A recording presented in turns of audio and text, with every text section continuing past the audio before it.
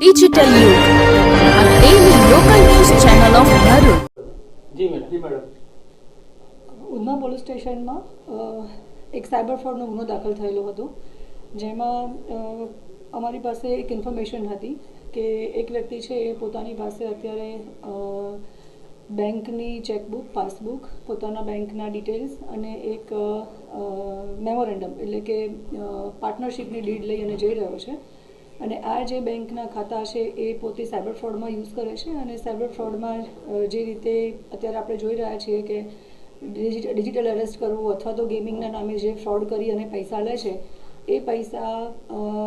નાખવા માટે થઈ અને જે બેંક એકાઉન્ટ્સની જરૂર પડે છે એ બેંક એકાઉન્ટ્સ ખોલવા માટેનું કામ આ વ્યક્તિ કરી રહી છે. જે આધારે પોલીસ ઇન્વેસ્ટિગેશન્સ કર્યું, અમે એ વ્યક્તિને લઈ આવ્યા અને ઇન્વેસ્ટિગેશન્સ દરમિયાન એની પાસેથી ઘણા બધા બેંકના ખાતાઓ પણ મળેલા હતા.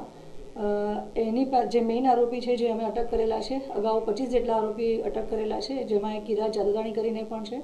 કિરાત જાદવાણી જે મેઇન આરોપી છે એની ઓફિસનું જે સર્ચ અમે કર્યું એ વખતે અમને 164 જેટલા અલગ અલગ બેંકના કરંટ અને ખાતા મળેલા હતા, જેમાં એ લોકો બેંકના એમ્પ્લોઈઝને, કર્મચારીઓને પણ સાથે રાખી અને ગુમાસ્તા ધારા વગર પણ દુકાન ખોલવી, દુકાનના ફોટોગ્રાફ્સ લેવા, ખોટા ફોટોગ્રાફ્સ બનાવવા અને એના આધારે બેંકમાં એક ખાતું ખોલાવવું, બેંકમાં ખાતું ખોલાવી અને એક આખી લિંક જનરેટ કરવી, એપીઆઈ લિંક પણ જનરેટ કરવી અને એ લિંક જનરેટ કરી અને ખાતું ખોલાવી અને જે સાયબર ફ્રોડના નાણાં છે એ ખાતામાં પડતા હતા.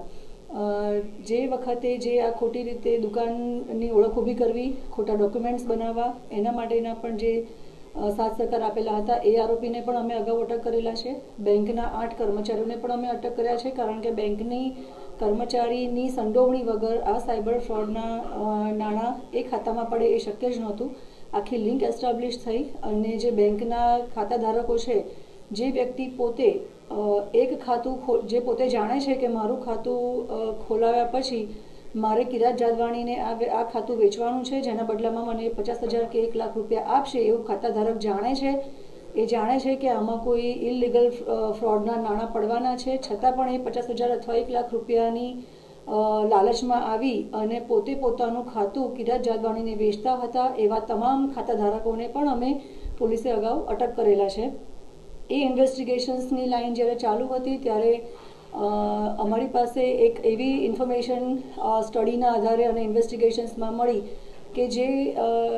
ખાતાઓ 164 જેવા જે ખાતાઓ છે એમાંથી